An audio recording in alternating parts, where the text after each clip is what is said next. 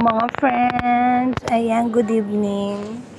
Pagka na-late ka, yan na po ang iyong madadatnan. Ayan. Kumbaga, sale na siya. Ayan siya. Oh.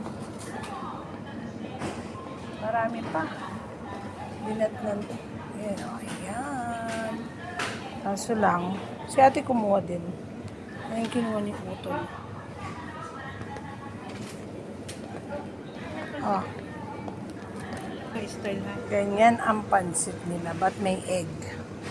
Ayan, mga friend. Oh. Kain tayo, midnight. Ayan ang pansit nila, mga friend. Ay, ito mga pitay. May series sila. Diba?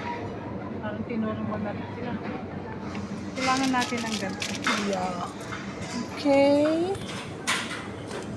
Bahu.